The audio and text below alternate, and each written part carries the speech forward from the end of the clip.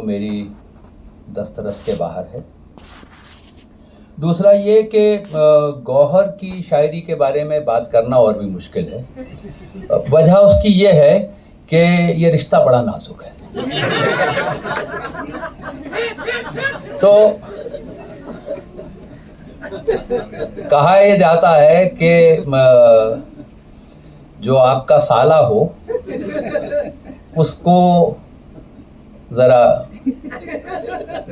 रुई के फाहों में लपेट के रखना चाहिए।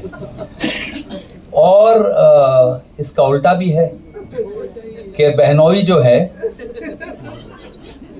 उसके तरफ भी ज़रा, हाँ, अब मसला मेरा और गौहर का ये है कि वो मेरे साले हैं, मैं उनका साला हूँ।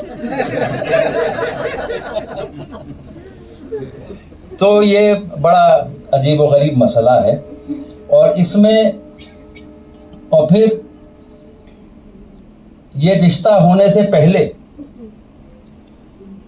गौहर मेरे कॉमरेड हैं। तो और सियासी जो एक सफ़र हम दोनों ने किया है अलग अलग रास्तों पर, लेकिन उसमें हम सफ़र रहे हैं।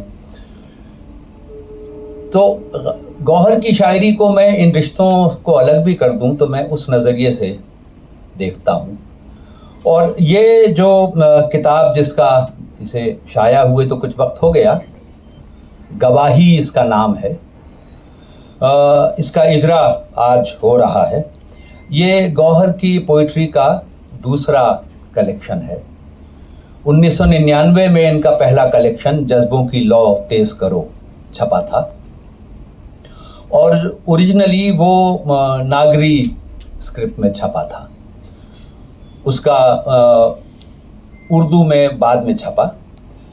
तो नागरी में जो छपा था उसकी वजह बुनियादी ये थी कि हालांकि गौहर की शायरी की ज़बान उर्दू है, लेकिन अभी जो अतर साहब जिक्र कर रहे थे कि उर्दू के जो हालात इस मुल्क में हैं, अभी नीचे हम खड़े हुए थे तो एक गौहर के एक दोस्त से मुलाकात हुई। उन्होंने बताया कि कुछ दिन पहले ये फैसला हुआ था कि ऑल इंडिया रेडियो की जो उर्दू मजलिस है और दूरदर्शन में जो उर्दू के प्रोग्राम होते हैं उन सबको दिल्ली से ब्रॉडकास्ट करना बंद कर दिया जाए और उनको लखनऊ शिफ्ट कर दिया जाए, क्योंकि दिल्ली में तो उर्दू का कुछ है नहीं और वो लखनऊ में डाल दो, फिर दिल्ली की जिम्मेदारी हट जाएगी। उन साहब ने ये भी बताया कि उनको उनके अकाउंट्स डिपार्टमेंट ने बताया 6-6 महीने तनख्वाह नहीं मिली उर्दू के स्टाफ को, और उनको बताया गया कि अब वो अंबानी ही आके आपकी तनख्वाहें देगा।